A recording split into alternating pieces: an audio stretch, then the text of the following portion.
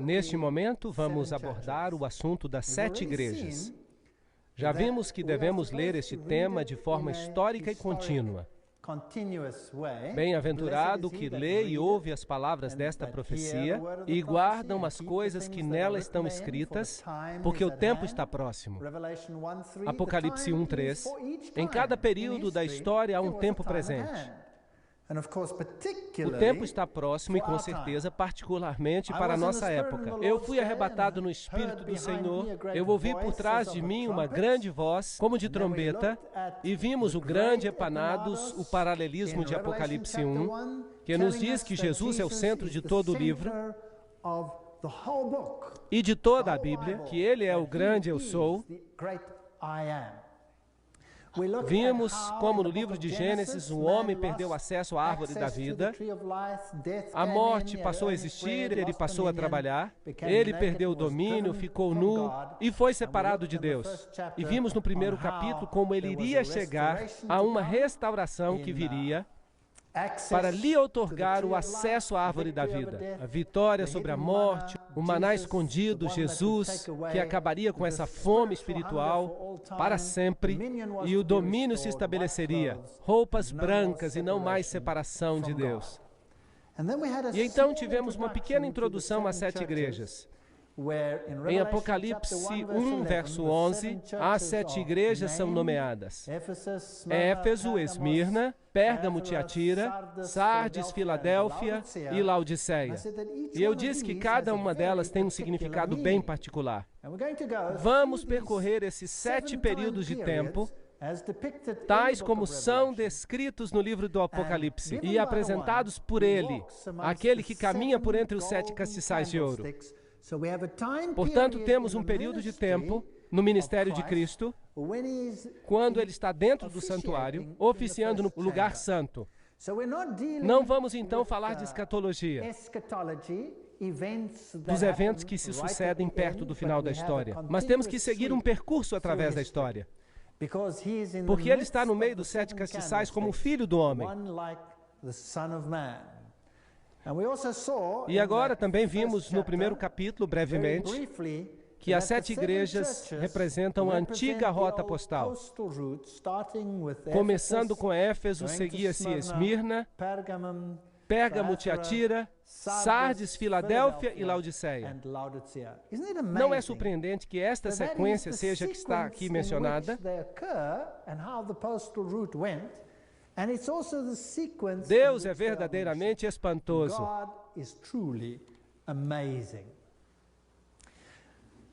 Escreve as coisas que tens visto. Logo, a aplicação do tempo, as que são e as que depois destas hão de acontecer. A aplicação ao futuro e o mistério das 7 estrelas que viste na minha destra e dos 7 castiçais de ouro. As 7 estrelas são os anjos, os mensageiros.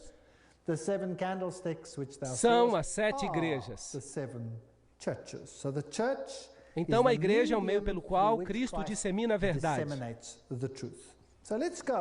Então, vamos à Turquia, Ásia Menor, onde encontraremos essas igrejas. Esta é a cidade de Istambul, e aqui você encontrará algumas das mesquitas mais belas do mundo. Encontrará os restos da grande batalha entre as religiões, o Império Otomano, o grande forte dos otomanos, pontes sobre o Estreito de Bósforo, matrimônios, gente que vive ali hoje, do mesmo jeito que em todas as partes do mundo. Todos lutam para ganhar a vida e buscam alguém a quem amar. Esse é um jovem casal comprometido. Ela está vestida de rosa aqui. E ali está a carruagem sobre uma das 7 colinas de Istambul. Constantinopla. Esta é uma das cidades com 7 colinas. Roma é a outra cidade com 7 colinas. E é interessante que ambas foram capitais do Império Romano. E aqui está a grande mesquita azul de Istambul.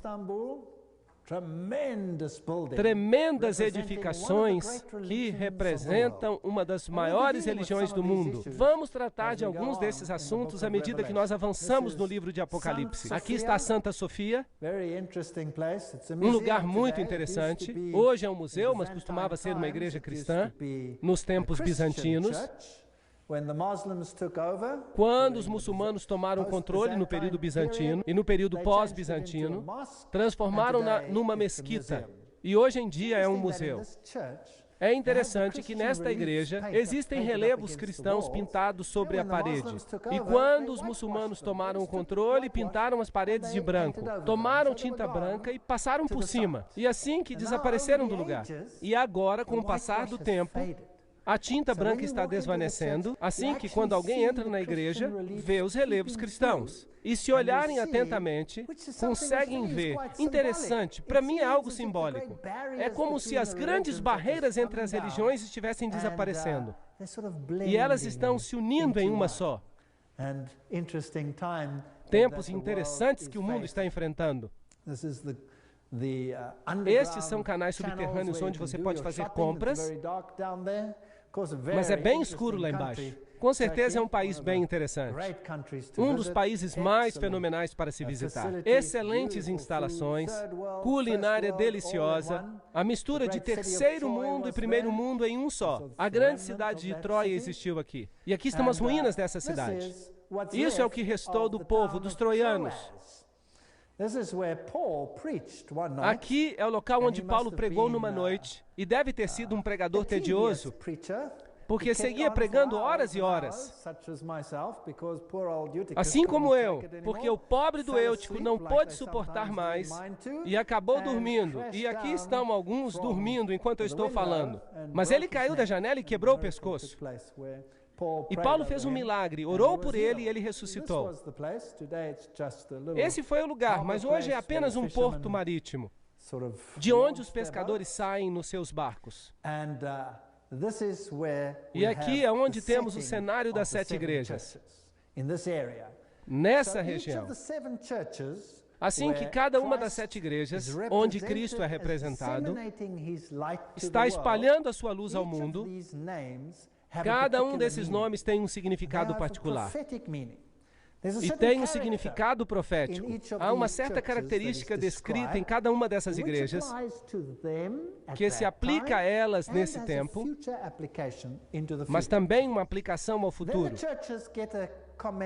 Então, as igrejas recebem um elogio, algo que estão fazendo do bem. Mas é interessante que há uma igreja que não recebe nenhum elogio.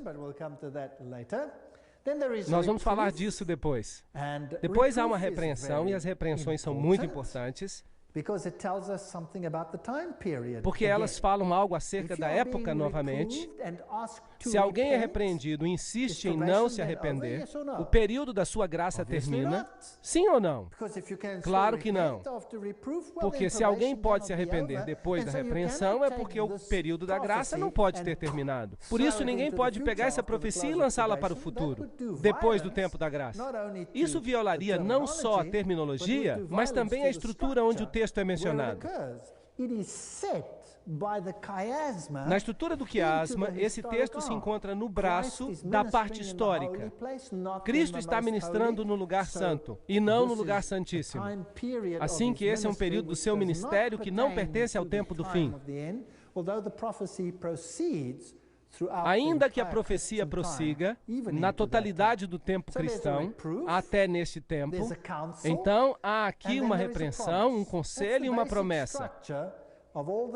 Esta é a estrutura básica de cada uma das cartas às 7 igrejas. Agora, o primeiro é o povo de Éfeso. Era um povo muito próspero. Hoje, estas são as ruínas de Éfeso. Esta é a grande rua dos Curetes. Por aqui, Paulo deve ter caminhado quando ministrou neste lugar. E o nome Éfeso significa desejado. Assim que é uma condição desejável aquela na qual ela está, essa igreja tinha algo a seu favor. E se é a primeira época, porque lembrem-se, está escrito que é o que há de vir, que é a história da época presente de então, seguindo até o fim do tempo, porque é assim que Deus trabalha. Ele se preocupa com cada geração. Então, Éfeso deve ter sido o primeiro período do cristianismo, e se estudarmos os eventos, podemos colocar ali um tempo arbitrário, provavelmente cerca do ano 100 depois de Cristo, e podemos aprender algo acerca do que é e sobre o que era, enquanto aplicamos essas qualidades da igreja à história também. Bem, em Éfeso estava a sede de Diana, e Diana era a mãe dos deuses. E é aqui que Paulo teve aquela grande discussão sobre o tema, no qual ele disse que Jesus é o único caminho. E então houve um grande tumulto, porque eles disseram, não, ele está menosprezando Diana, a nossa deusa. E queriam fazer justiça com as próprias mãos. Assim que ela era mãe dos deuses, e havia um templo de Diana que foi construído em 480 a.C. E é interessante que o concílio cristão, o concílio de Éfeso, se deu nessa mesma cidade de Éfeso, e ali o título de Mãe de Deus foi dado a Maria. Portanto, há correlações interessantes com a sede da Mãe dos Deuses, e também aqui nessa cidade foi dado um título a Maria. Assim que este é um contexto para essa igreja. Vamos ler a carta à igreja, Apocalipse 2, verso 1 ao 3. Escrevo ao anjo da igreja que está em Éfeso, e diz aquele que tem na sua destra 7 estrelas, que anda no meio dos 7 castiçais de ouro. Já falamos sobre este texto. Eu conheço as tuas obras e o teu trabalho, a tua paciência, e que não podes suportar os maus. Este é o elogio. Assim que Jesus está lhes dizendo, eu sei o que você está fazendo, e eu me alegro com o que você está fazendo, porque você sabe distinguir entre o bem e o mal. E puseste à prova aqueles que dizem ser apóstolos. Assim que ainda neste tempo, já havia alguns que estavam tentando enganar, sim ou não? Mas eles foram provados, e foi o parâmetro que ajudou a distinguir se estavam do lado do bem ou do mal, certo? Deve ter sido a palavra de Deus. E puseste à prova aqueles que dizem ser apóstolos e não são. Assim que havia enganadores e mentirosos na igreja primitiva, como existem hoje. Qual é o parâmetro para se encontrarem os mentirosos? Os sentimentos? Ou deve haver algo mais objetivo para distinguir? Certo que deve haver algo mais objetivo. É a palavra de Deus. E sofreste e tens paciência e trabalhaste pelo meu nome. Este é um bom elogio para a igreja de Éfeso. Ainda tinham a sua integridade. Mas há uma repreensão. Tenho, porém, contra ti que deixaste o primeiro amor.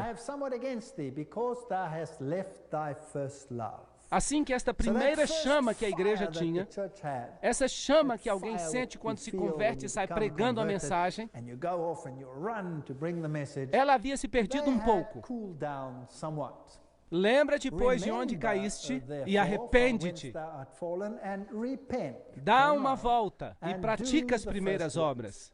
Então haviam chegado a um estado de autocomplacência até certo ponto, mas eles sabiam distinguir o correto do incorreto. E isso era bom, eles trabalhavam para Deus. Isso era bom, mas esse primeiro entusiasmo havia diminuído um pouco. Brevemente a ti virei e tirarei do seu lugar o teu castiçal, se não te arrependeres. De modo que houve um período de tempo em que a igreja não viveu de acordo com a verdade que possuía. E o que Deus queria fazer? Tomar o seu castiçal e dá-lo a outra. Um ponto muito importante. Portanto, ainda nesta época, estamos tratando do fato de que se alguém não estivesse vivendo de acordo com a luz que tinha, Deus eventualmente tomaria sua luz e a daria a outro para que prosseguisse e a levasse. Tem, porém, isto, que odeias, isso é estranho. Deus não gosta de algo e recomenda que eles odeiem algo aqui. Que odeias as obras dos nicolaítas, as quais eu também odeio. Lembrem-se, este é um ponto muito importante. Deus odeia os feitos, mas Ele não odeia as pessoas. Não. Deus amou o mundo de tal maneira que deu o seu Filho unigênito para que todo aquele que nele crê não pereça, mas tenha a vida eterna. Deus ama as pessoas, mas odeia os sistemas falsos de adoração. Será que conseguimos entender claramente este ponto hoje? Porque vamos falar de certos assuntos bem importantes. E eu não quero que tenham a impressão de que eu estou falando contra as pessoas. Estou falando acerca de sistemas. Entendemos isso? Se o sistema não ensina a verdade, ele propaga coisas erradas. Então, Deus odeia esses sistemas. Sim ou não? Sim. Ele ama a verdade e odeia o erro. Ele ama todas as pessoas apesar dos seus erros, das suas falhas. Ainda que antes que soubéssemos que Ele existia, Ele estava disposto a morrer por nós. Não nos esqueçamos disso. Assim que eles têm algo a seu favor, e é que odeiam as obras dos nicolaítas, as quais Deus também odeia. Então, a igreja primitiva tinha o discernimento de odiar os nicolaítas. Quem eram eles? Nicolaítas. Eles eram um grupo que ensinava, uma seita gnóstica, que ensinava que a lei de Deus não se aplicava ao homem carnal, porque o homem era carne e espírito. Portanto, aquilo que o homem fizesse na sua carne não se aplicava à sua espiritualidade. É uma forma comum de se pensar hoje também. De modo que o que os nicolaítas ensinavam nesse tempo, também o ensinam hoje. O culto a Nicolau era a Poseidon, o deus do mar. Os nicolaítas...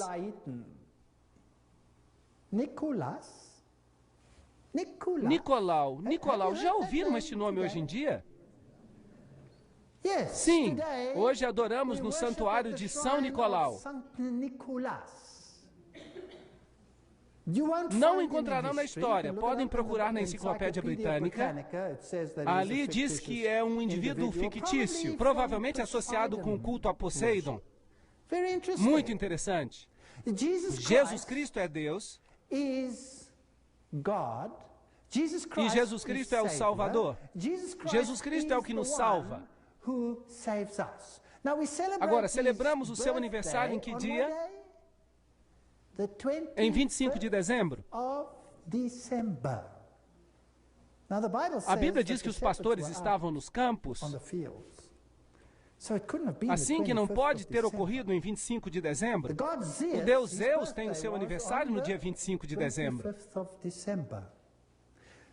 O Deus Osíris tem o seu aniversário no dia 25 de dezembro. Poderia citar todos os deuses antigos.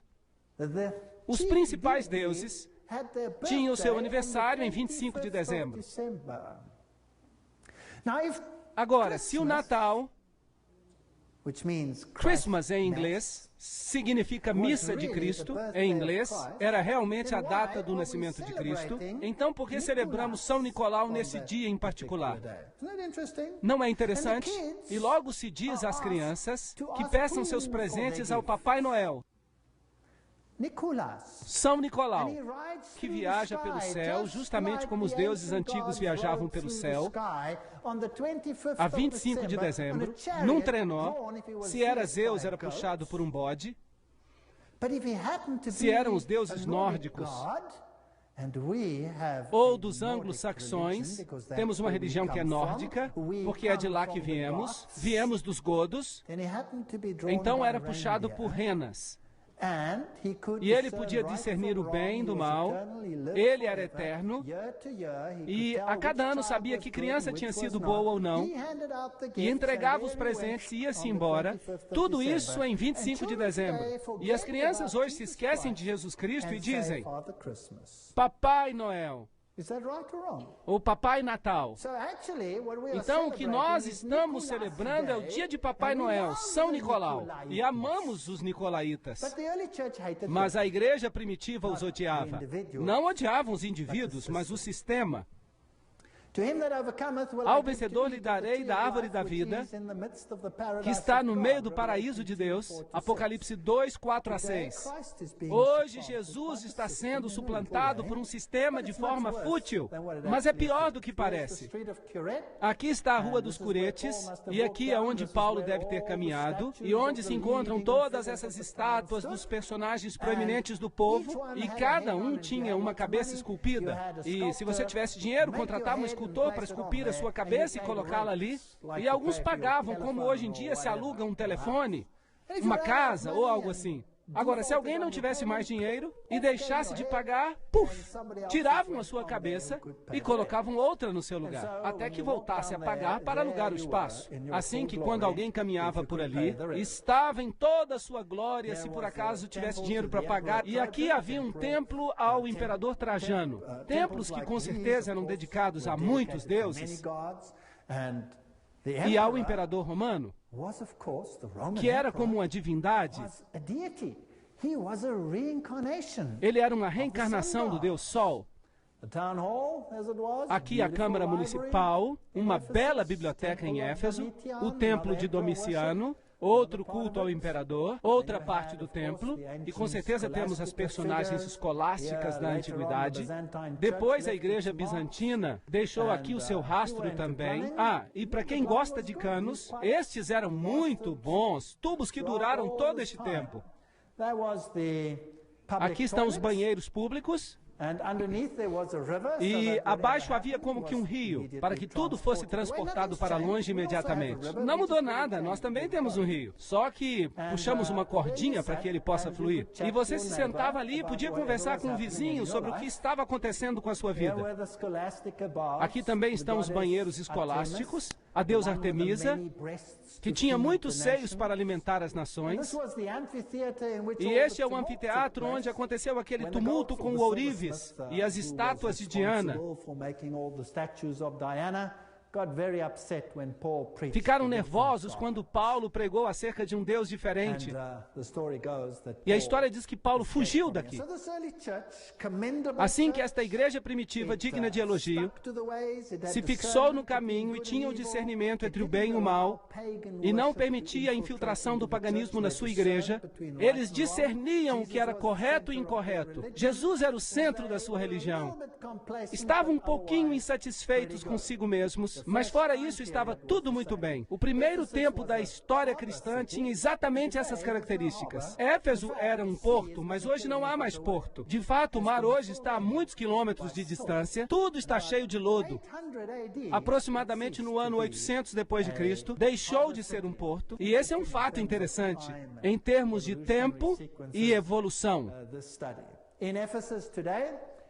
Hoje em Éfeso você pode ver que Roma levantou uma estrutura que foi aparentemente vista como o lugar onde viveu Maria, porque João viveu em Éfeso e Jesus disse, aí está a sua mãe, e ele recebeu Maria em sua casa em Éfeso. Mas isso tem sido determinado como falso. De qualquer forma, é aqui que muitos vêm adorar aos pés de Maria. Todas as religiões vêm aqui. Católicos, peregrinações de protestantes, até nações islâmicas vêm a este lugar em particular. Bem, o próximo período de tempo é Esmirna, desde o ano 100 depois de Cristo até provavelmente 303 depois de Cristo, porque esse foi um tempo de tremenda perseguição. A palavra mir está inclusa na palavra Esmirna e significa aroma doce, um aroma de sacrifício. Se considerarmos a cidade em si, havia ali um santuário à deusa Nêmese. Policarpo foi o seu primeiro ministro e ele foi martirizado. Interessante. E nessa representação vemos os 10 dias de perseguição. A Bíblia diz que devemos tomar um ano por cada dia. Houve algum período na história da igreja em que eles foram perseguidos por cerca de 10 anos?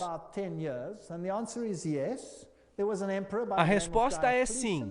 Houve um imperador chamado Diocleciano que decretou um período muito intenso de perseguição e terminou no ano 303 depois de Cristo.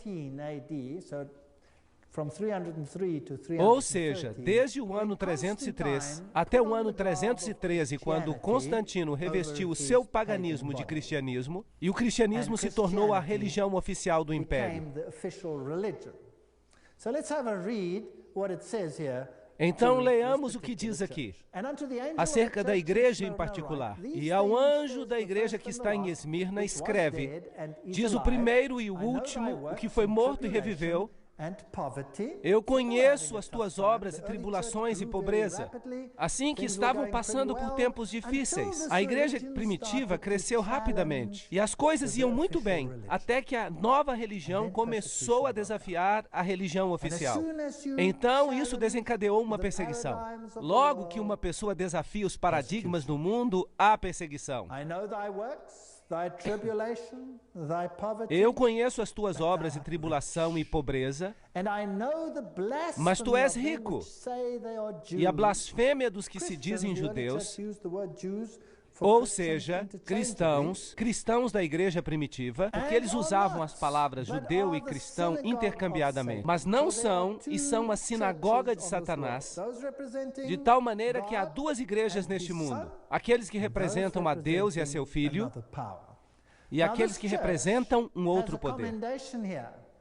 Então esta igreja recebe um elogio aqui.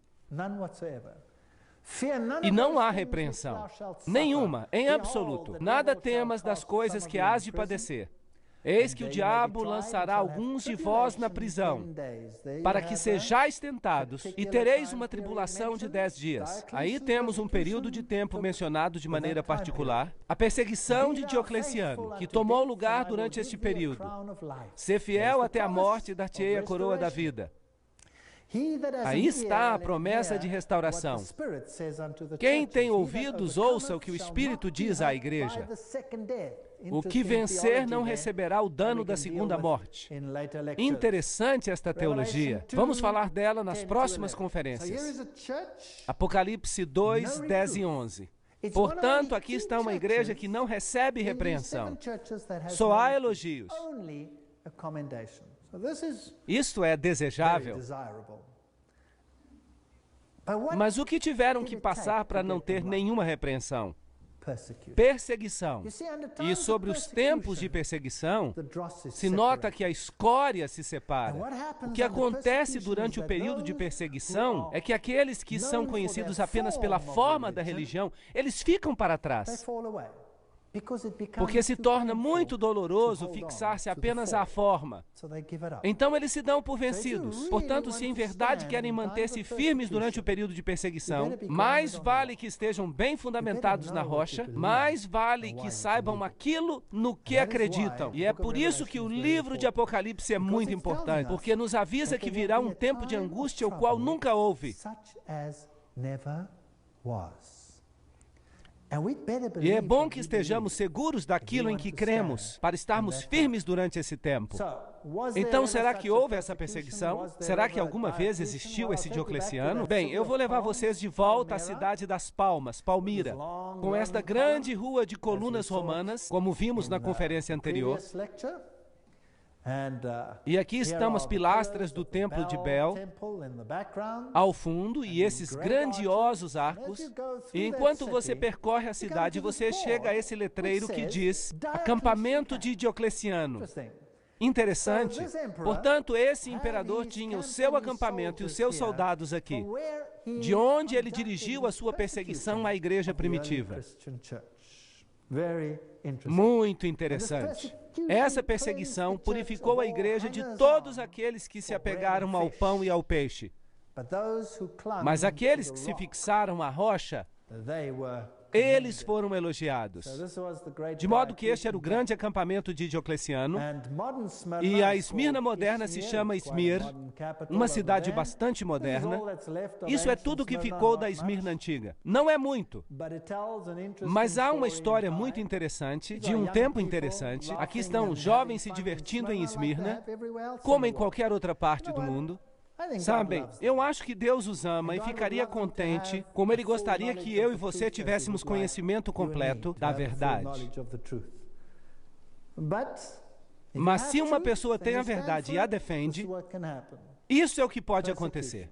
Perseguição. Este é o Coliseu onde foram perseguidos, onde Nero queimava os cristãos. Ele usava umas tochas humanas e as dava aos leões para comerem. Grande sofrimento e morte ocorreram aqui enquanto as pessoas eram aniquiladas por causa do ódio entre as religiões. Agora, estamos numa época muito interessante da história. Hoje em dia, a tensão entre as religiões está muito elevada. Vocês já notaram isso? Quem sabe a solução para o problema, que parece tão lógica, não é sermos tão fanáticos. É que é tão doloroso ser fanático. Por que não chegar a um acordo para que todos possamos nos dar bem, hein? É verdade, não teríamos nenhum problema com as centenas de religiões do mundo. Mas então há a perseguição e ela nos leva a destruir todos aqueles que pensam de um modo diferente daquilo que nós cremos. E aí começa um problema. Mas o que aconteceria se finalmente nos uníssemos? E se fingíssemos que servimos ao mesmo Deus? Então teríamos paz, paz definitiva. Será que sim? A paz se encontra em chegar a um acordo, sim ou não? Bem, esse é o problema que a igreja primitiva descobriu. Então chegou a perseguição e foram purificados. Então quando é que Satanás não pôde destruir a igreja com a perseguição? Quando ele queimava um, 10 tomavam o seu lugar, porque via uma fé dessas pessoas e o amor com que as suas vozes levantavam cânticos de seus lábios e orações em favor dos perseguidores. Não com bombas. E morriam por sua fé enquanto outros se levantavam e tomavam o seu lugar.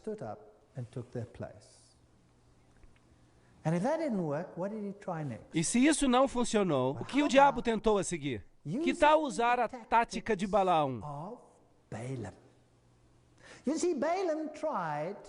E Balaão tentou amaldiçoar o povo de Deus. Balaque queria amaldiçoá-los, porque eles eram uma ameaça para ele. Mas cada vez que tentava amaldiçoá-los, o que é que acontecia? Uma bênção saía da sua boca. Um grande problema. Aqui estavam os filhos de Israel, e esse profeta Balaão foi oferecido a ele um monte de dinheiro para que os amaldiçoasse. Mas não funcionava. Assim que ele inventou um plano. Ele disse, sabe uma coisa? Se conseguirmos que eles pequem contra Deus, então a proteção de Deus lhes será retirada, e aí sim os teremos nas nossas mãos. Então vamos tentar fazê-los pecar.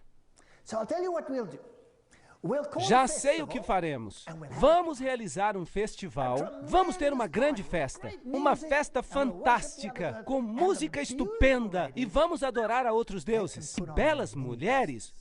Podemos colocar minissaias só por uma noite e mostrar as pernas. E foi isso que fizeram.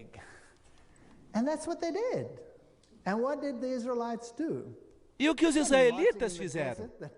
Bem, eles tinham estado marchando pelo deserto e sua língua estava bem seca. E olharam para tudo isso e disseram, uau! E cederam. E o que aconteceu? Uma terrível praga veio sobre Israel. Vamos ver nesse caso se eles cederam. Pérgamo significa elevação. Elevar. Elevar o quê? Elevar o eu sobre o divino.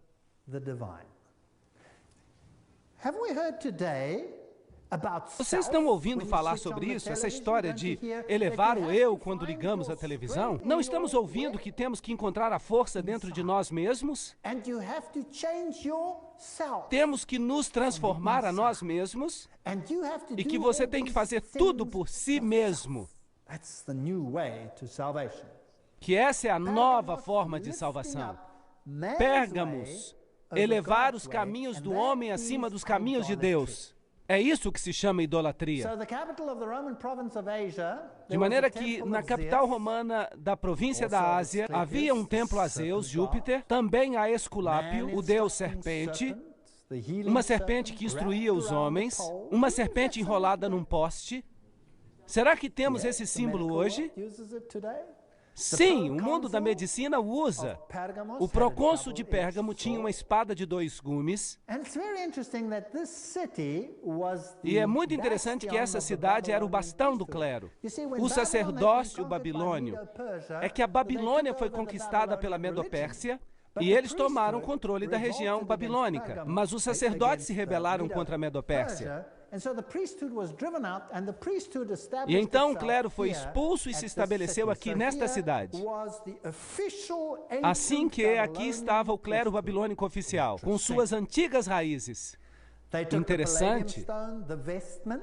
Tomaram as pedras de paládio, as vestiduras, as quais eram as vestiduras de Dagon. Tinham um manto de peixe e tinha uma mitra relacionada com o peixe, com a forma de uma boca aberta sobre a cabeça. Muito interessante, porque eles representavam a Dagon, o deus dos peixes. E ele era chamado de Pontifex Maximus, a ponte entre o céu e a terra. De modo que você era salvo pela mediação da igreja, em vez da mediação de Cristo. Portanto, eles eram a ponte entre o céu e a terra, junto com as chaves e a mitra. Então, os sacerdotes tinham as chaves, 2 chaves, a chave para o céu e a chave para o inferno. Muito interessante. E eles eram chamados de os reis pontífices de Pérgamo. E o último foi Átalo III. Ainda antes dessa região se converter ao cristianismo.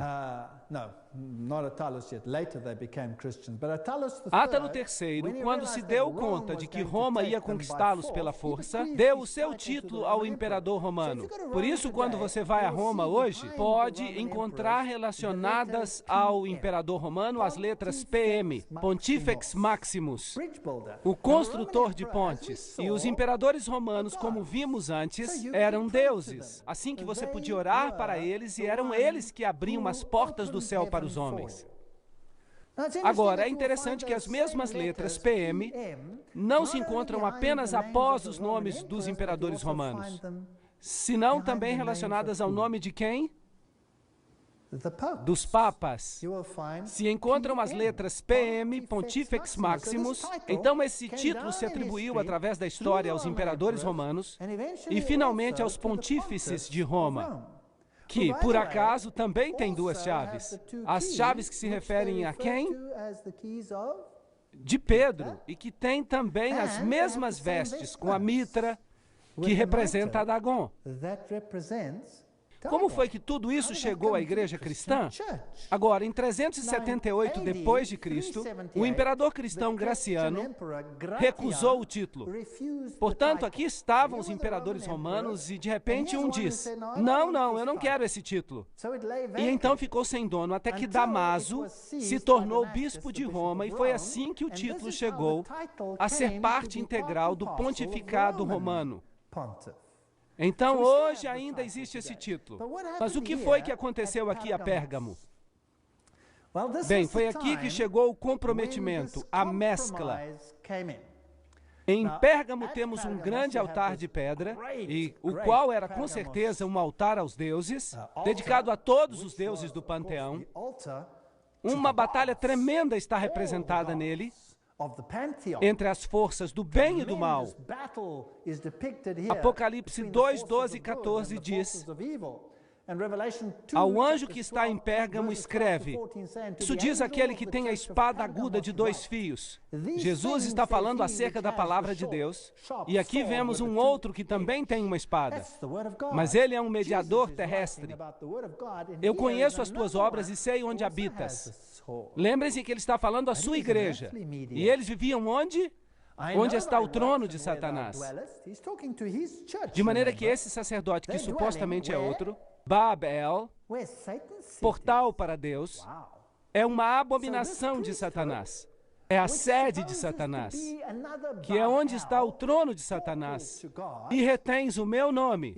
Ou seja, que essa igreja estava firmada na verdade, apesar dessas circunstâncias, e não negaste a minha fé ainda nos dias de Antipas. Um nome muito interessante. Minha fiel testemunha, o qual foi morto entre vós, onde Satanás habita. É a segunda vez que isso é mencionado aqui.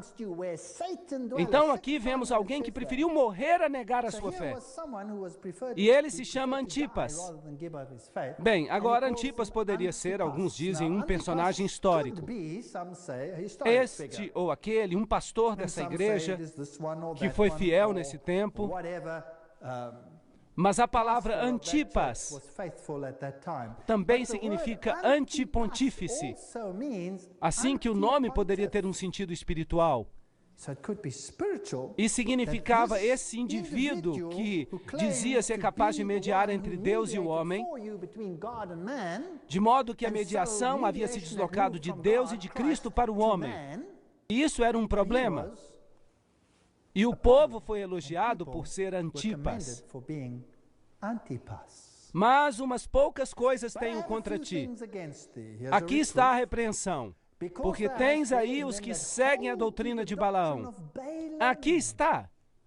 Que ensinava Balaque a lançar tropeços diante dos filhos de Israel, para que comessem dos sacrifícios da idolatria e se prostituíssem. Assim que algo havia estado escondido dentro da igreja, porque há alguns que seguem a doutrina de Balaão. Já falamos da doutrina de Balaão. Qual era? Condescendência, mesclar, fazer com que pecassem, instá-los a quebrar a lei de Deus, e assim os teremos sob controle.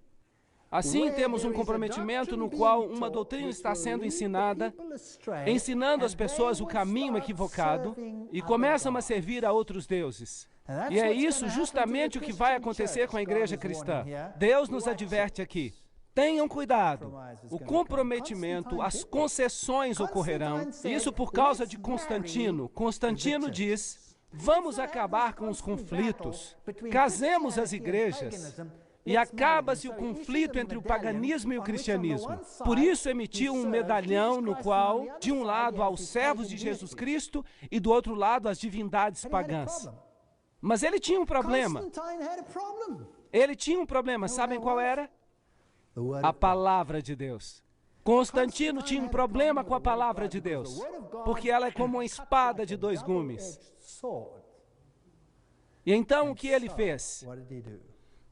Ele disse, cheguemos a um acordo. Vou dar uma palestra completa sobre este tema. Então conseguiu que o seu sacerdote, chamado Eusébio, reescrevesse porções da Bíblia.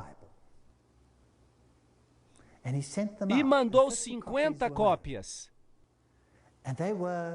que foram escritas de tal forma, de modo que Jesus Cristo fosse um pouco reduzido em relação àquilo que ele era, para que pudesse haver um matrimônio entre as religiões, e Zoroastro pudesse aparecer igualmente junto a Jesus Cristo, e que Zeus também pudesse estar no mesmo nível que Jesus Cristo, e Apolo também pudesse estar no mesmo nível de Jesus. Seria uma maravilha. Podemos adorar a todos. Foi um documento ecumênico que ele comissionou.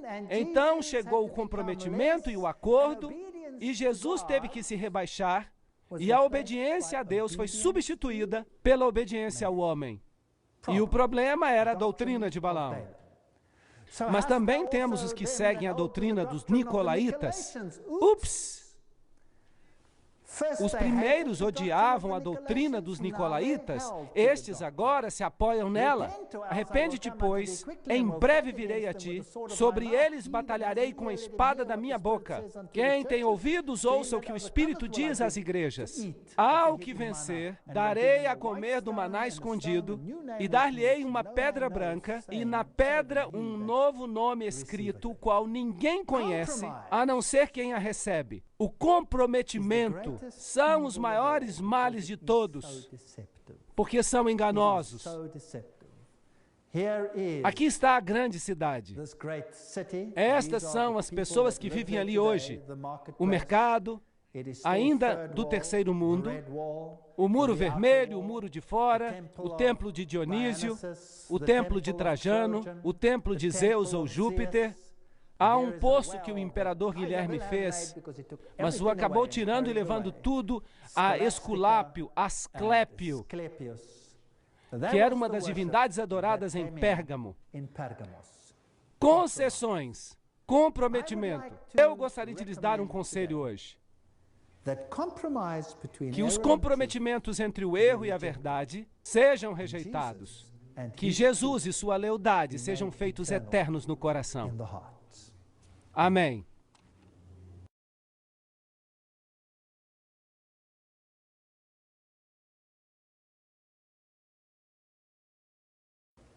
Na sessão passada, chegamos até Pérgamo, uma das igrejas entre as 7 que vimos que estava fazendo concessões. A igreja havia entrado num compromisso e vimos algumas pessoas que se agarravam às doutrinas dos nicolaítas, quando antes haviam sido rejeitadas. Aqui há um grande anfiteatro dessa cidade e um poço, e o período seguinte de tempo é o mais triste na história da igreja. Porque uma vez que uma pessoa aceita as concessões, isso cresce como um câncer na igreja e chega até ser uma escuridão total. Assim que o próximo período mencionado é Tiatira, do ano 538 depois de Cristo até provavelmente o ano 1517.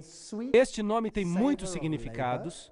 Doce sabor do trabalho significa sacrifício de arrependimento, e alguns dizem que significa também os ensinamentos de Satanás. Depois que as concessões entraram na igreja, e claramente vemos que o método de Balaão foi utilizado, os nicolaítas já eram aceitáveis, enquanto a primeira igreja primitiva os havia rejeitado.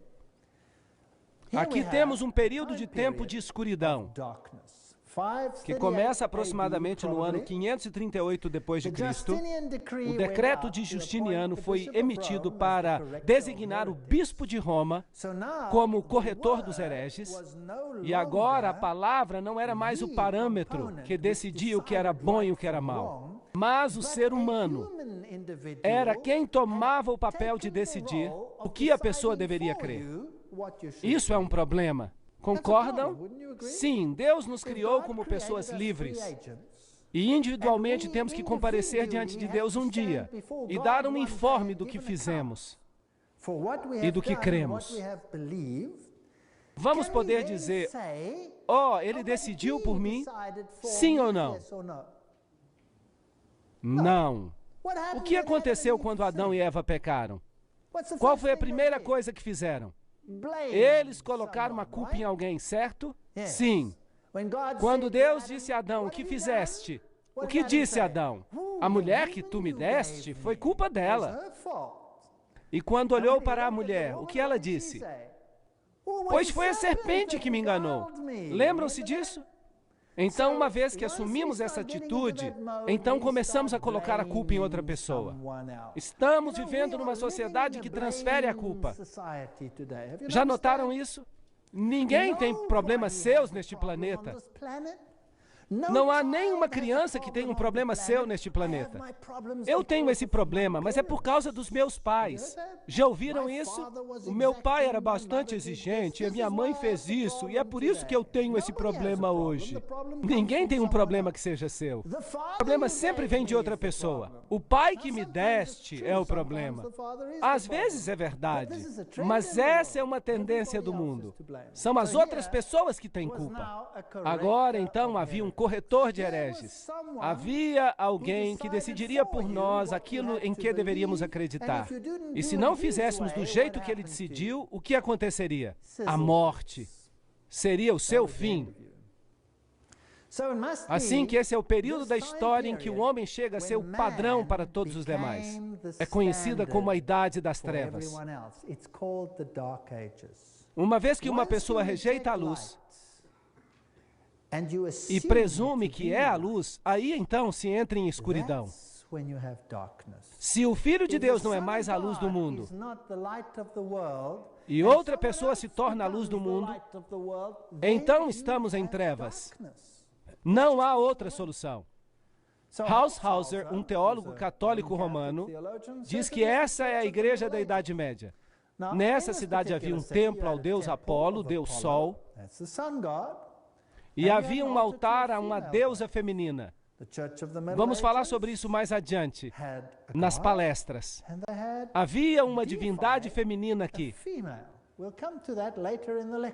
Havia uma indústria têxtil nessa cidade, onde se faziam tinturas. Tinturas de púrpura e carmesim, feitas de uma raiz de rúbia. Púrpura e carmesim também são as cores da Igreja da Idade Média. Muito interessante.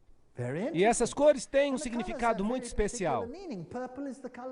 Púrpura é a cor da realeza e carmesim é a cor do sacrifício.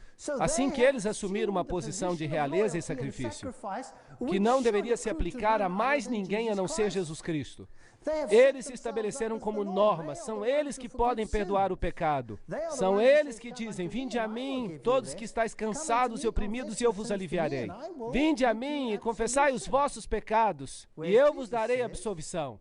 Quando Jesus diz, eu sou o caminho, a verdade e a vida, confessem os pecados a Deus. Portanto, havia aqui um problema.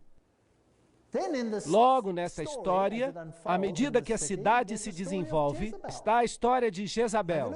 Agora, se olhamos para o Antigo Testamento, vemos que Jezabel foi uma princesa fenícia. Ela se casou com Acabe, o rei de Israel, e levou todo o povo de Israel à adoração do sol. Podem ler o relato em 1 Reis 18:4 e 2 Reis 9:22. Jezabel levou o povo à adoração de Baal. E nesse período de tempo, havia sacerdotes de Baal. E havia também sacerdotes de Astarote. Astarote era uma divindade feminina adorada. Então havia uma divindade masculina e uma divindade feminina.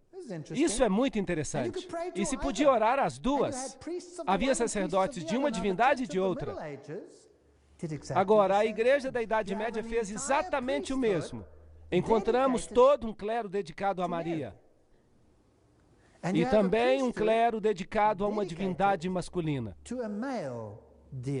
É interessante. Eu conheço as tuas obras, e o teu amor, e o teu serviço, e a tua fé. Lembrem-se que a carta foi escrita à Igreja de Deus vivendo nas circunstâncias que vimos, às vezes bebendo dessa fonte. E isso é muito triste.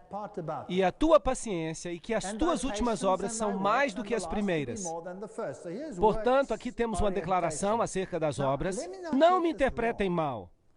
Não há nada mal nas obras, porque a fé sem obras é morta. Mas se as obras tomam o lugar da fé, então a fé também está morta. Entendem? De modo que havia aqui uma igreja que havia transferido a ênfase da fé para as obras.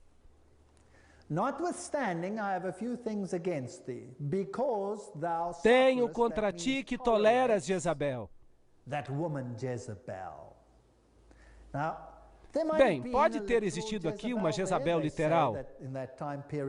Alguns dizem que sim, e que havia durante este tempo uma mulher que controlava a indústria têxtil e que fazia roupas tingidas de púrpura e carmesim. Mas é óbvio que a Bíblia usa algo literal que existia nessa época e o aplica para o futuro e aplica a toda esta grande apostasia que sucedeu quando Acabe era rei de Israel e se casou com Jezabel. Em outras palavras, entrou em uma relação com o paganismo. Ficou claro?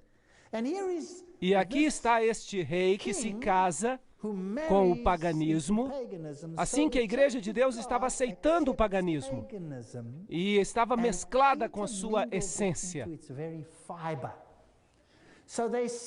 Então eles suportam e toleram essa mulher, Jezabel, que se chama de profetisa. E cabe esclarecer que profetizar significa pregar e também significa transmitir visões. E você tem que tirar do contexto qual dos significados está sendo usado aqui. Obviamente aqui se refere à pregação. Ensinar e enganar os meus servos para que se prostituam e sejam infiéis a Deus e sirvam outros deuses. E comam dos sacrifícios da idolatria. Uau! Está bem específico. A idolatria. E comer e beber passa a ser uma parte da idolatria. Seria bom esclarecer que Deus sempre advertiu o seu povo a não comer comida sacrificada a ídolos. E aqui se menciona uma forma de idolatria específica. É importante ver que as divindades pagãs, Baco, Zeus, Júpiter, Osíris, a quem se rendia culto, isso era feito com biscoitinhos redondos, pães que simbolizavam os corpos, como se fossem corpos literais. Foi durante essa época que isso entrou no sistema da igreja, será? Sim, claro. E dei-lhe tempo para que se arrependesse da sua prostituição, e não se arrependeu. Eu lhe dei tempo, muito tempo para se arrepender. Mas o triste é que não se arrependeu. Eis que a porei numa cama, e sobre os que adulteram com ela virá grande tribulação, se não se arrependerem de suas obras. Mas não se arrependeram. Assim que esse sistema não mudará. Vai continuar a ser assim. Então Deus terá que tomar essa luz e dá-la a outra pessoa. Porque esse sistema não vai se arrepender. É um sistema problemático. E ferirei de morte os seus filhos, então os filhos sairão para fora desse sistema. E eles serão tão apóstatas como ela foi. E todas as igrejas saberão que eu sou aquele que sonda os rins e os corações. E darei a cada um de acordo com as suas obras. Portanto, se o seu critério são as obras, eu vou julgar você de acordo com as obras. E se leva as pessoas à idolatria, eu vou julgar você por isso. E aos restantes que estão em Tiatira, a todos quantos não têm essa doutrina, ou seja, nem todos seguiram esse caminho, chegou a haver uma grande divisão na igreja. E não reconheceram, como dizem, as profundezas de Satanás. Está aqui uma terminologia muito interessante. Conhecer as profundidades de Satanás significa que uma pessoa deve ter sido iniciada nos segredos do ocultismo. Não é assim? Há pessoas hoje que afirmam conhecer as profundidades do ocultismo. E teremos que reconhecer onde estão localizadas as profundidades do ocultismo hoje em dia. E vamos fazer isso nas próximas palestras, sem dúvida. Mas aqui está localizada em que igreja? Na igreja da Idade Média. Conhece as profundidades de Satanás. Uau! Isso dá medo. Vamos ter que examinar esse assunto. Outra carga não vos porei. Assim que há pessoas que resistem a se comprometer com essa condescendência e rejeitam esse ensinamento interno, esse ocultismo. Mas o que tendes, retende-o até que eu venha. Esta é a primeira referência à vinda de Cristo.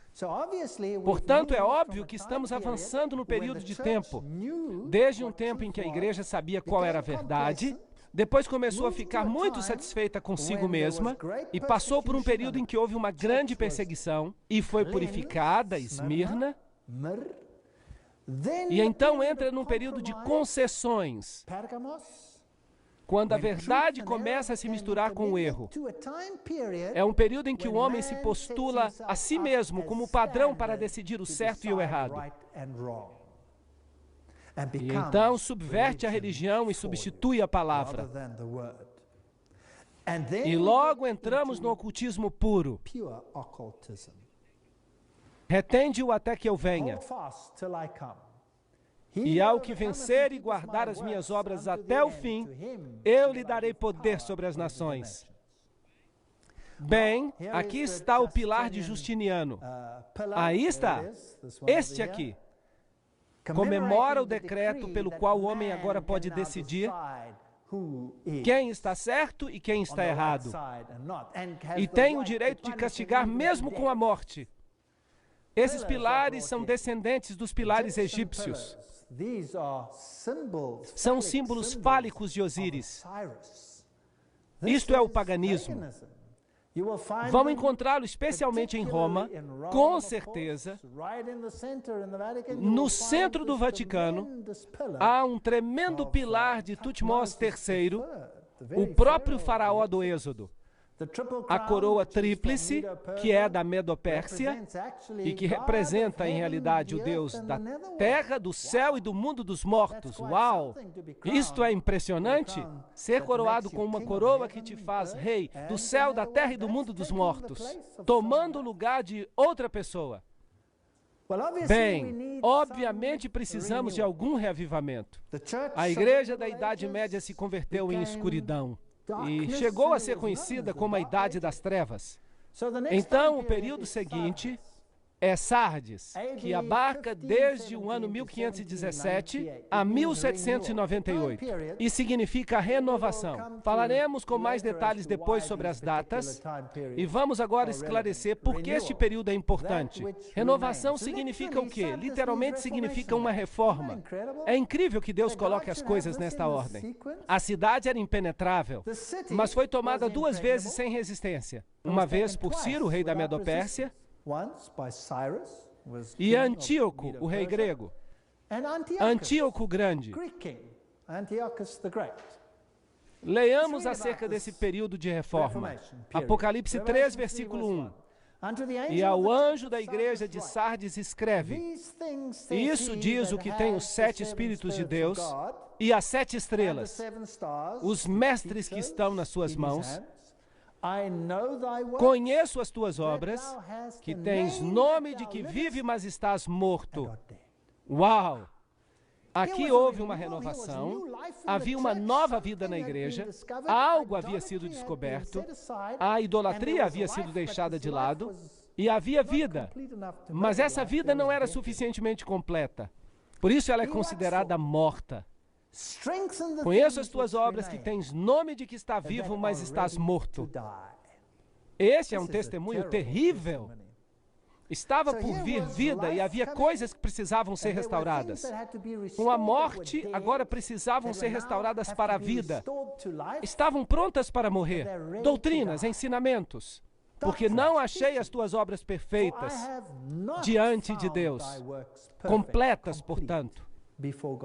E então é óbvio que a reforma, embora tenha dado nova vida e alento à doutrina de Cristo, não produziu obras perfeitas. Não estava completa. Faltava algo. E é muito interessante que no Concílio de Trento se discutiu um assunto importantíssimo. E vamos explorar isso um pouco mais adiante. Um assunto crucial que foi sola scriptura. A Bíblia e somente a Bíblia como padrão. Roma disse não. Bíblia e tradição. E é a tradição, o contexto no qual a palavra deve ser avaliada, interpretada, de tal maneira que a tradição, o homem, suplanta e controla os assuntos da Bíblia. Essa foi a posição de Roma. E era o homem que determinava como a Bíblia deveria ser lida. Assim, é a igreja que decide o que é bom e o que é mal para uma pessoa, e não a palavra de Deus. A Reforma diz não, sola gratia, salvos pela graça e pela graça apenas. Salvos por Cristo, Jesus Cristo, e a palavra de Deus é o padrão pelo qual vivemos. Esse foi o assunto. Quem ganhou no Concílio de Trento? Boa pergunta. Roma foi quem ganhou. A Reforma perdeu no Concílio de Trento. É triste. Eu vou falar sobre isso numa palestra. A Reforma perdeu. Veio uma ruptura. Houve uma divisão. Tiveram uma grande oportunidade, a maior oportunidade na história do mundo para completar a obra. Mas perderam. E por quê? Porque Roma pôde comprovar que as suas tradições superavam a palavra. A Reforma não fazia o que pregava. A Reforma dizia, sola Scriptura, a palavra de Deus e somente a palavra de Deus. Então a igreja perguntou, guardam todos os ensinamentos? Então, por que seguem Roma em alguns assuntos e ignoram a Bíblia nesses assuntos? Por que deixam a Bíblia de lado? Um cardeal se levantou e fez um discurso, e vou voltar a essa questão numa palestra mais lá na frente. Ele disse, porque aceitam as nossas tradições sobre a palavra e transgridem os seus próprios preceitos. Não sabem o que dizem, vocês são apenas uns rebeldes. E a Reforma perdeu porque não era perfeita diante de Deus. Uma história triste. Lembra-te, pois, do que tem ouvido e recebido, e guarda-o e arrepende-te. E se não vigiares, virei sobre ti como um ladrão. E não saberás a que hora virei sobre ti. Esta também é uma história muito triste. Se você rejeita a luz, mais cedo ou mais tarde não conseguirá distinguir o tempo em que vive. E a vinda de Cristo será uma surpresa total. Mas também há em Sardes algumas pessoas que não contaminaram as suas vestes. Então nem tudo estava perdido. A Reforma foi uma ferramenta poderosa, só que não terminou o seu trabalho, não o completou, não chegou à meta. O trabalho não ficou completo diante de Deus. E comigo andarão de branco. Pergunto, quem são eles? Será que estamos falando de João Hus? Seria Tyndale? Seria Wycliffe? Seria Martinho Lutero? Seriam todos esses grandes reformadores? Sim, eles são dignos, porque eles se mantiveram firmes naquilo que consideravam ser a verdade. O que vencer será vestido de vestes brancas, e de maneira alguma o riscarei do livro da vida. E confessarei o seu nome diante do meu Pai e diante dos seus anjos. A propósito, este é um texto interessante. Não diz aí, escreverei o seu nome no livro da vida. Diz, não riscarei o seu nome do livro da vida. Incrível! O que isso quer dizer acerca de Deus? Quantas pessoas Deus quer salvar? A todos!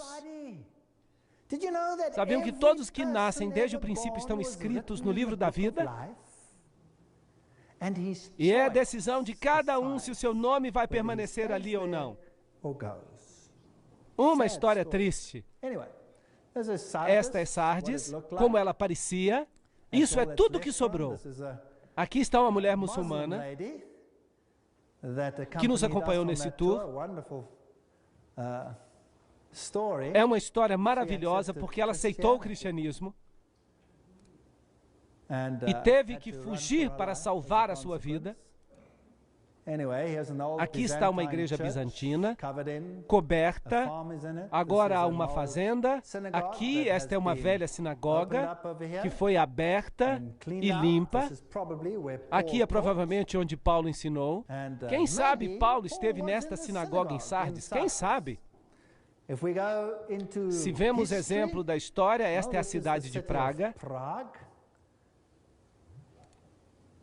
Hoje é uma cidade bastante industrial, mas a cidade antiga era belíssima. Uma das cidades mais lindas e mais bem preservadas da Europa antiga. Mas muito, muito impressionante. É aqui que João Hus pregava. Há uma estátua em sua homenagem, em frente desses velhos edifícios. Aqui está uma canção que ele costumava cantar. Eles costumavam cantar. Eu não vou ler agora porque está em tcheco. Mas essa canção fala contra o rei de Babilônia. Uau! Ele pregava contra o rei de Babilônia. Porque via que ele estava tomando o lugar de Jesus Cristo. E Hus foi declarado herege. E acabou sendo sentenciado à morte, na estaca. Mas também tens em Sardes algumas pessoas que não contaminaram as suas vestes, e comigo andarão de branco, porquanto são dignas disso.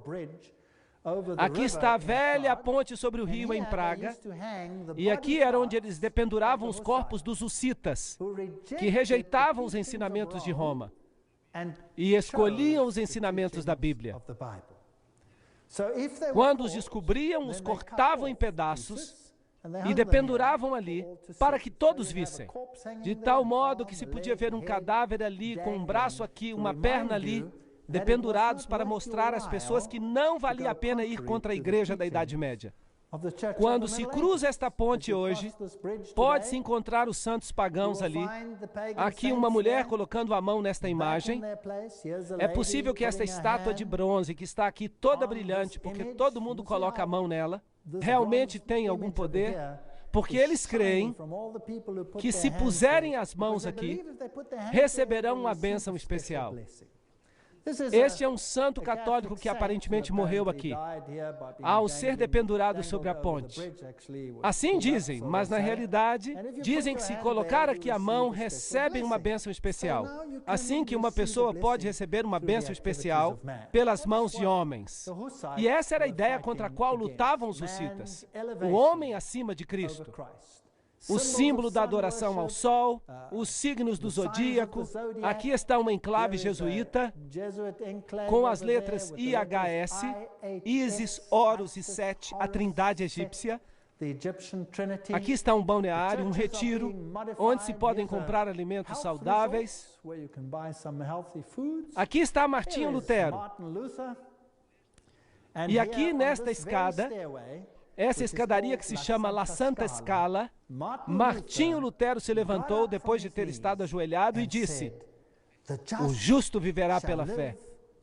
E vejam, esta escadaria, dizem que foi a escadaria pela qual Cristo caminhou quando foi sentenciado à morte por Pilatos. E então, uma noite, miraculosamente, os anjos pegaram esta escada em Jerusalém e a trouxeram para Roma. Assim ela deve ter chegado ali. E fizeram esta catedral ao redor. E se hoje você sobe esta escadaria ajoelhado, você vai receber uma bênção especial e 90 dias de absolvição. Ainda hoje você recebe. E isso significa que por 90 dias você pode fazer o que quiser e estará antecipadamente perdoado. Um sistema estupendo, exceto que não é bíblico. Olhem para estes jovens e idosos engatinhando através destes degraus, tentando encontrar perdão pelo que tenham feito. Isto é muito triste. Quando tudo que temos que fazer é olhar para Cristo e dizer: aqui estou eu, Senhor, sou um pecador, perdoa-me. E Jesus olha para nós e diz: não te condeno. Vai e não peques mais. Que maneira maravilhosa de encontrar perdão. 1521, aqui se apresentou Martinho Lutero ante o imperador e rei. E ele disse: aqui estou, não posso agir de outra maneira. Ou é pela palavra ou não é pela palavra. A propósito, Martinho Lutero percebeu que as suas obras não eram completas. Mas ele não podia fazer mais. Os seus seguidores deveriam ter continuado o trabalho, mas não o fizeram. Ele se manteve firme. Mas o resto é história. O trabalho não foi concluído. E assim isso é o que aconteceu. Não foi? Martinho Lutero não conseguiu completar o trabalho. E uma outra denominação cristã se levantou e disse: Martinho, falta outra coisa. E eles começaram uma nova denominação. E começaram a seguir um novo líder, que se chamava Calvino. E eles se chamaram de calvinistas. E então disseram: Ei Calvino, ei Lutero, vocês não perceberam que a Bíblia ensina outra coisa aqui? E em seguida vêm os batistas. E encontram alguma coisa, alguma informação. E os luteranos dizem: bem, Martinho não viu isso. Então nós também não vamos olhar para isso. E os calvinistas dizem: bem, Calvino também não viu isso, e então nós não vamos seguir este caminho. E então vem os que seguem Wycliffe e dizem: encontramos algo fantástico aqui na Bíblia. Como protestantes vamos fazer isso. Ei, não, é melhor que vocês façam sozinhos. Façam do seu jeito, com a sua denominação. E foi assim que aconteceu. E surgiram todas essas denominações cristãs, cada uma com suas doutrinas, que são em parte baseadas na Bíblia, mas cada uma alegava ter algo diferente das outras, que os mantinha separados. Não temos todos a mesma Bíblia? Sim ou não? Não temos todas as mesmas verdades? Então por que há tantas denominações? Não podemos descobrir a verdade e fazê-la? Bom, veio então Filadélfia, 1798 a 1844. Filadélfia significa amor e irmandade. Átalo II a construiu porque amava o seu irmão Eumenes. E foi uma entrada através das montanhas, era uma porta aberta. Essa é uma época interessante porque depois que a reforma se completou, aí a missão mundial começou. Carey foi para a Índia em 1793, Morrison para a China em 1807, Moffat para a África em 1817, a Sociedade Bíblica Britânica começou em 1804, a Sociedade Bíblica Americana começou em 1816, a palavra partiu para o mundo. Ao anjo da igreja em Filadélfia, amor fraternal, escreve: essas coisas diz aquele que é santo, que é verdadeiro, que tem a chave de Davi, que abre e ninguém fecha, e fecha e ninguém abre. Este é um conceito interessante. Alguma coisa está se abrindo e alguma coisa está se fechando. Então Deus abre o caminho para a missão mundial e ela se inicia. Mas há algo mais que está se abrindo e se fechando aqui. Havia portais, portas, se você prefere, entre os compartimentos do santuário. E quando nós chegamos ao próximo período, nós descobriremos que nós não estamos mais no santo, mas no santíssimo. O ministério de Jesus deve ter mudado do santo para o santíssimo. Mas esse é um outro conceito e nós vamos lidar com ele em detalhes agora. Eu conheço as tuas obras. Eis que eu coloquei diante de ti uma porta aberta e ninguém pode fechá-la, pois tu tens uma pequena força, um pequeno grupo, e tens guardado a minha palavra e não negaste o meu nome. Não há reprovação aqui. Um pequeno grupo decide que eles seguirão a Jesus Cristo em tudo, toda a verdade. E o que aconteceu nesse período da história? Eis que eu farei deles a sinagoga de Satanás. Então, aqui está a igreja de Satanás no mundo, que dizem que são judeus ou cristãos e não são, mas mentem.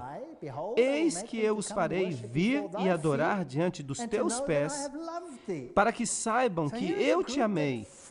Então aqui há um grupo que descobre a verdade, e algo está sendo restaurado. Porque tu tens guardado a palavra da minha paciência. De volta à palavra. Assim, obviamente, algo está sendo feito de forma diferente. Eu também te preservarei da hora da tentação. Então eles não estarão aqui bem no final. Dessa forma, é um período bem antes dos últimos grupos na terra, que virá sobre o mundo para tentar aqueles que habitam sobre a terra. Eis que eu venho logo. O que ele falou na igreja anterior? Agora eu venho logo. Vocês percebem que o tempo está cada vez mais curto? Então, obviamente, nós nos movemos na história de um tempo em Sardes, quando se menciona que ele vem como um ladrão, para um tempo em Filadélfia, em que se diz que ele está vindo logo, isto é, imediatamente antes dos eventos finais. Mas esse grupo não chegará até os eventos finais, porque eles serão preservados da hora da tentação. Preserva o que tens, para que nenhum homem tome a tua coroa. Apocalipse 3, 9 a 11. O que aconteceu na história? Bem, se você for até Filadélfia, você encontrará algumas ruínas de igrejas bizantinas ali. Pertencem à Idade Média.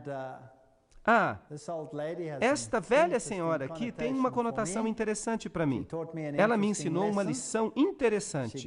Ela deu um grande abraço e um beijo numa outra senhora que estava muito triste, que tinha sido marginalizada por outra pessoa. E ela me olhou reprovadoramente. E eu sempre me lembro daquele olhar, porque ele me ensinou algo. Ela me ensinou que eu tenho que valorizar mais as pessoas do que elas mesmas se valorizam. Mas eu só vou contar essa história para vocês em outra ocasião. Aquele que vencer, eu farei dele uma pilastra no templo do meu Deus. E ele não mais sairá. Vida eterna. E eu escreverei sobre ele o nome do meu Deus. O caráter de Deus estará sobre ele. E o nome da cidade do meu Deus. Ali está o caráter do meu povo, que é a Nova Jerusalém, que desceu do céu.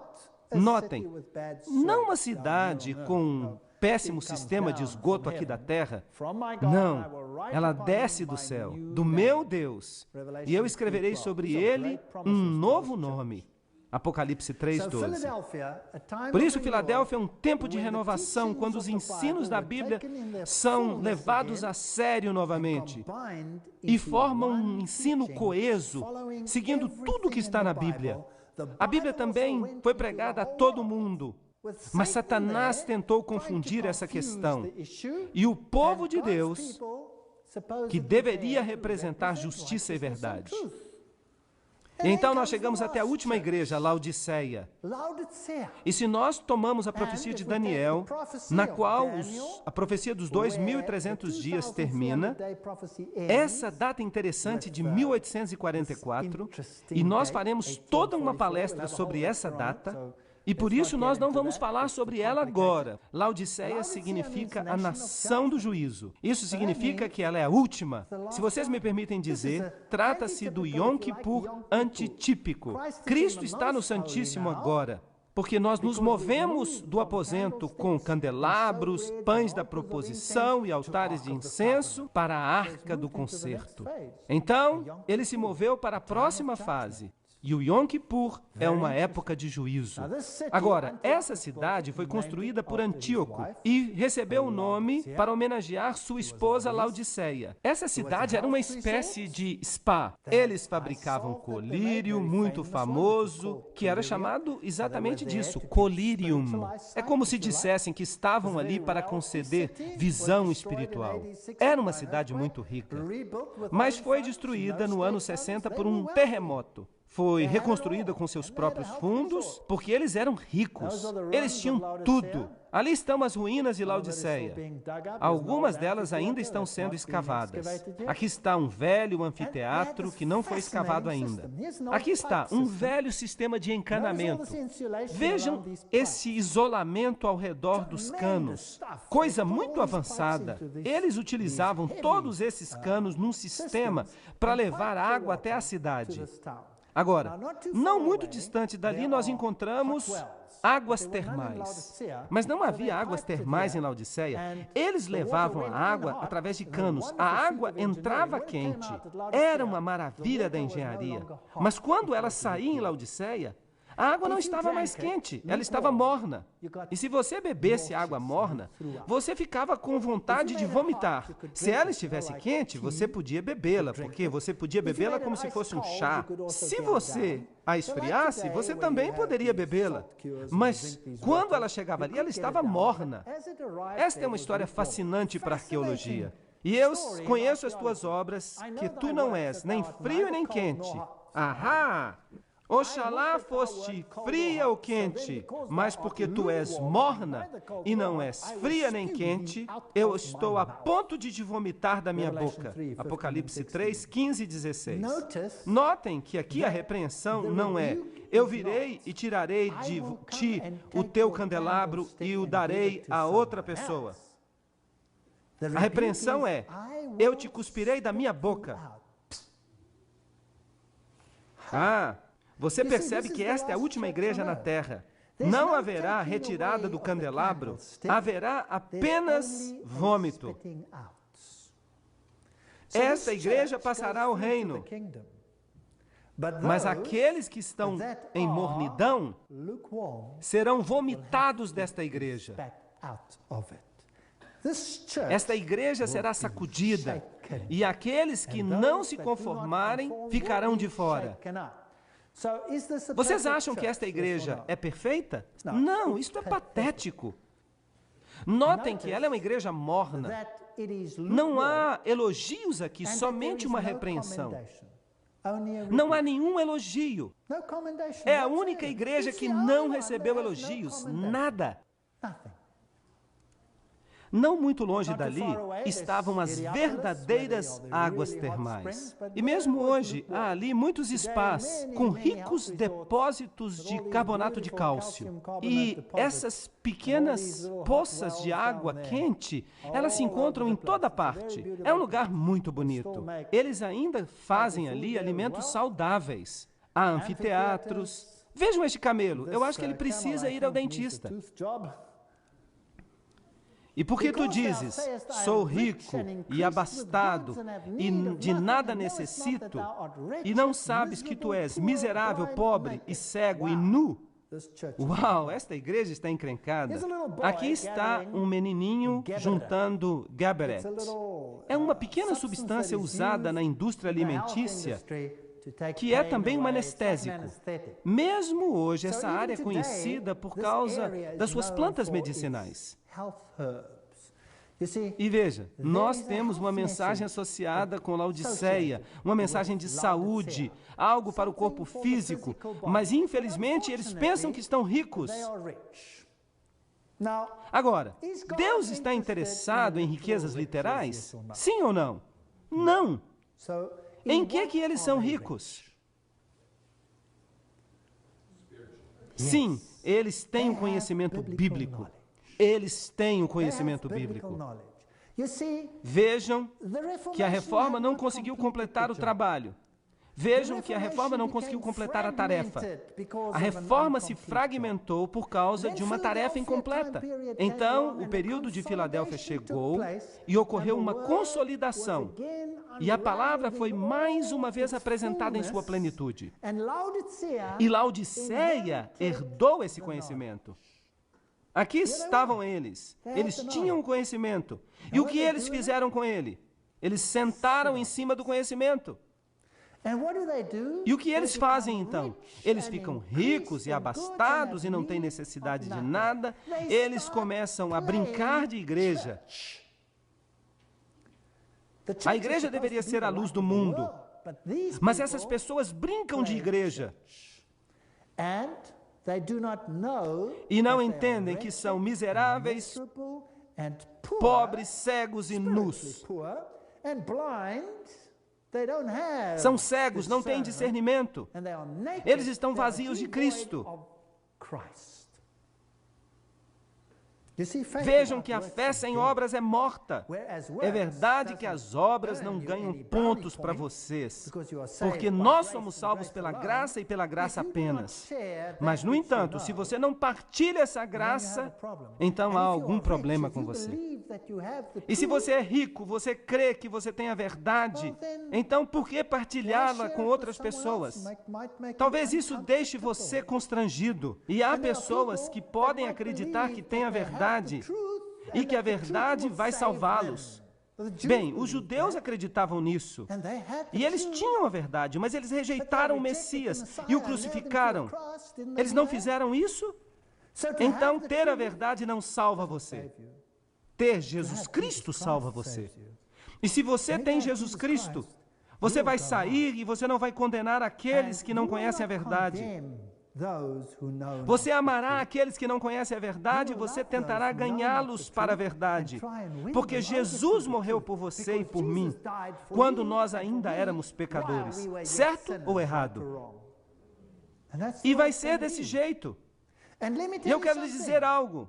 Ninguém, e eu vou dizer isso com toda dureza, ninguém é salvo por uma compreensão correta de qualquer doutrina. Vocês entenderam isso?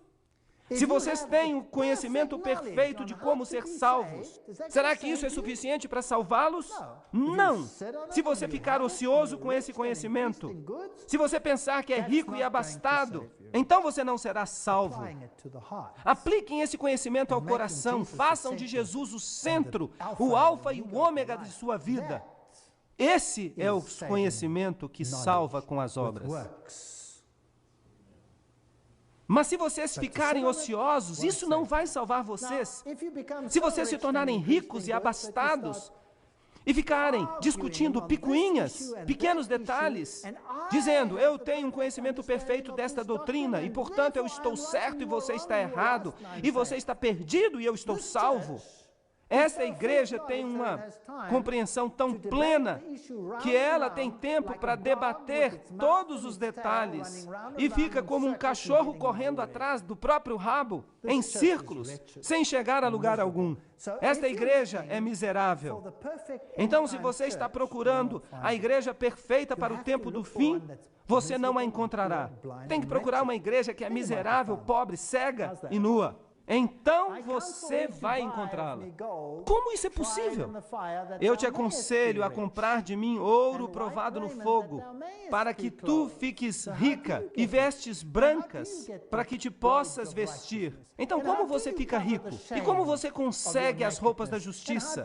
E como você cobre a vergonha da sua nudez?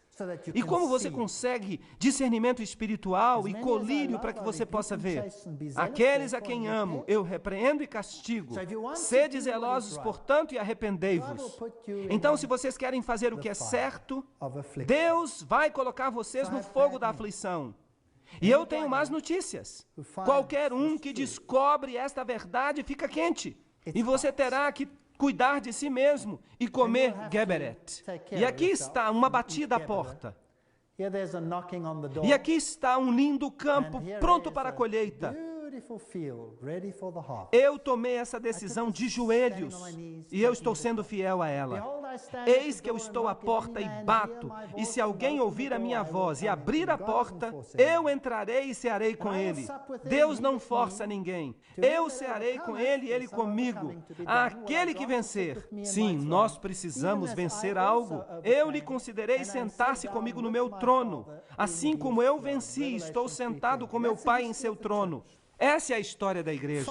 Finalmente, eu tenho que lhes dizer que há um povo nesta terra que tem um conhecimento da verdade, mas eles ainda não são conhecidos por partilhar essa verdade. Eles são conhecidos por ficar ociosos e por ficar discutindo entre si a respeito das picuinhas de cada ponto particular. E ficam discutindo sobre sua perfeição ou sua falta de perfeição nesta questão ou naquela. Não é isso que precisamos fazer. Jesus é o centro. A verdade é importante, mas somente se ela for aplicada aos corações. E eu oro para que nós possamos compreender isso e que nós obtenhamos um conhecimento da verdade. Mas mais do que isso, para que nós não nos tornemos apenas como símbolos que retinem, precisamos encontrar a Jesus e aplicá-lo ao nosso coração. Nas próximas palestras, nós vamos descobrir que verdade foi jogada ao solo e pisoteada. Nós vamos descobrir o tamanho da encrenca na qual nós nos encontramos. Vamos descobrir quem está no controle, como eles controlam as coisas. Que Deus abençoe a cada um de vocês e que vocês venham às próximas palestras para que nós descubramos toda a verdade sobre a batalha entre o bem e o mal. Obrigado a vocês por terem vindo.